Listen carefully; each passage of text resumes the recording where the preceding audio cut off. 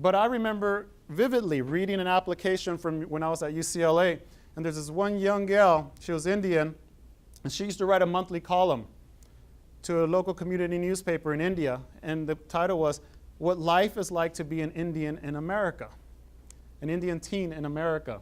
And having previously owned a newspaper myself, I can appreciate it when young people turn in articles to me on a regular basis because it increases my readership. Young people typically don't read newspapers and they get their information online as many adults do, but it helped me in terms of my readership and therefore my advertising revenue. And these newspapers in India were no different. So what the young gal did said, they asked the young gal, "Can you just continue doing this regularly?" She said, "Absolutely, I would love it. But can you also put my picture up there, put the link to my blog, and call me your international correspondent?" She created her own opportunity. That was pretty impressive. And I'm one of two people who read her application, but based on my score, she got into UCLA. Any questions about this? It may seem a little overwhelming, especially because you're in 9th grade. And I think you were probably most of thinking, I get what he's saying. I'm going to do it next year. Do it sooner rather than later, because leadership isn't something that just happens overnight. You don't just wake up with a 3.9 or a 4.0 or 3.8 and get into Yale, Harvard, Stanford, UCLA, and Berkeley. You work at it. Getting there is a journey. You're already on it.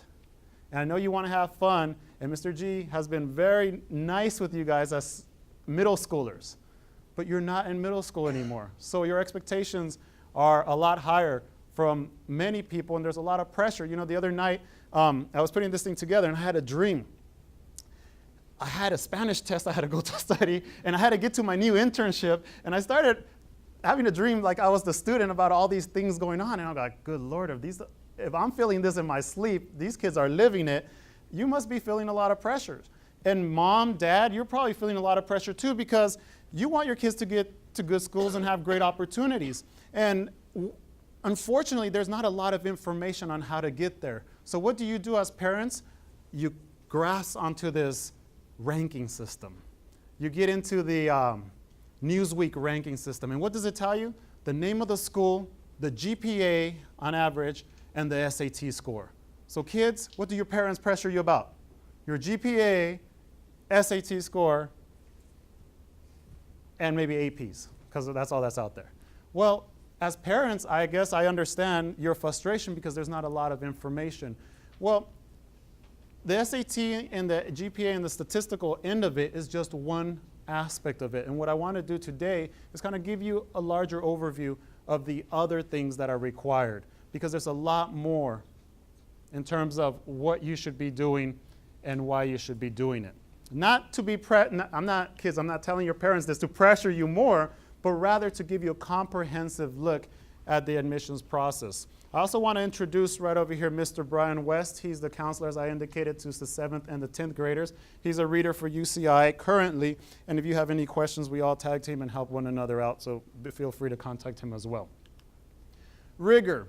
Many of you are going to be selecting your courses when you go home today, or you're perhaps already have selected your courses. Follow our program typically. You are selective, meaning you consistently choose rigorous course load. There's sustained improvement, hopefully. Do not pick an AP class over a regular honors class and get a C in that class when you could have gotten an A in the honors class, because the GPA is more important than the rigor of that particular course. But rigor, nonetheless, is important, but you can demonstrate it many other ways. You can do a community college class during the summer if you can get in, okay, or during other particular times of the year. But you do want to demonstrate a certain degree of rigor. You'll be wetting your feet, so to speak, with your first AP class next year, most of you. Some of you may not, and then eventually you'll go on to 11th grade and have many more, and 12th grade. Now, with the changes that we have made, 12th grade, you'll have more options in terms of APs. This year's graduating class in 11th grade, they loaded up in APs and had nothing left for their senior year. Therefore, their rigor just plummeted. I got calls from universities saying, what happened? How come their rigor went down? It's very important, and your rigor should not decline. That's just simply selective.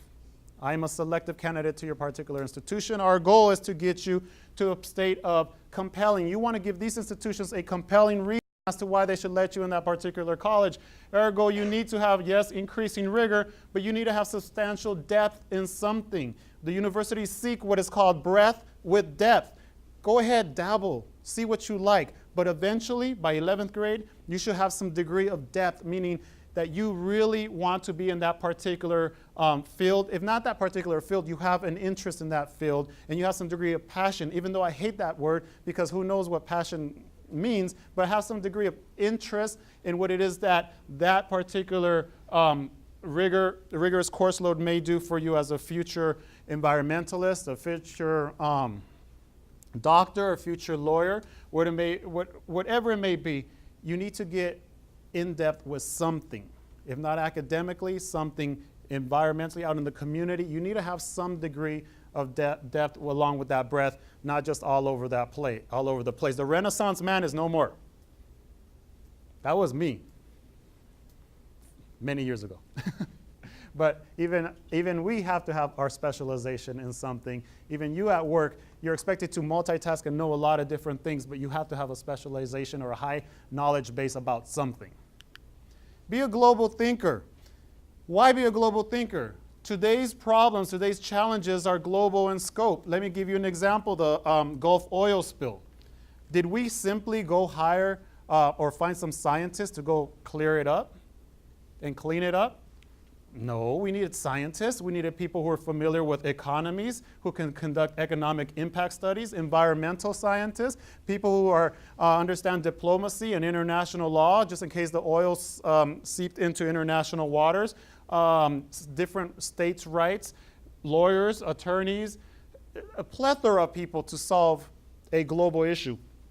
Increasing presence in the Middle East, shortage of resources, require us to look at the world differently. We are going to be interacting with people from all around the world, different cultures, different language, different problems. It's your generation that will address the issues such as lack of or shortage of oil resources, stem cell research. Things of that nature require a different perspective than my and your parents' generation. Now, I'm going to ask you to just indulge me with this little exercise. What I've noticed is when I've been telling ninth graders, and I intentionally called this Parent, Student, and GLA Day because it used to be just parent night. And what I would see is a bunch of parents and I wouldn't see students. But the discussion between parents and student is critical. And I've noticed that at this age, a lot of them don't want to talk to their parents because it's so not cool, right? Well, I'm going to force you to do this because I'm going to give you homework today. What happened to you in 6th, 7th, and 8th grade? Raise your hand when you recall getting that invitation, that letter, or that call to come to Whitney High School. How special did you feel? You felt like you were on top of the world, didn't you? You were the smartest, you were the brightest, you were on the way to path of success. Boy, Whitney High School, here I come. Right? Feeling good? Parents, remember that? You felt good? How many of you still feel that way? Something happens at Whitney High School, and it's not just because you're in an arena with a lot of other bright, smart people. Small, yes. But there's a lot of smart people. But there's an interesting little culture here at Whitney where when you get that 87, it's just not good enough. When you get that 93, oh God, I got an A-, I could have gotten an A. I don't know where it comes from, but we have it. Okay? And the students sometimes give themselves a lot of pressure. The parents give themselves a lot of pressure. Here's the thing. I'm not going to analyze why we have it. I just know that we have it. And I know we have it because I lived it, because I was a student just like you at Whitney High School. But you felt special for some reason. Something got you excited about learning when you were younger. Maybe it was the teacher that really helped you out in that classroom. Maybe it's that you were a great art student. Maybe it's that you did something special for the class. I don't know what it is. I don't know your history, but there was something about it that made you feel special. You still are special today. And parents, I know their kids probably brush it off and say, oh, you can tell them they're special all you want. And many of you call me and say, can you just talk to my kid because they'll listen to you, not to me. Well, believe it or not, they are listening to you and they remember you.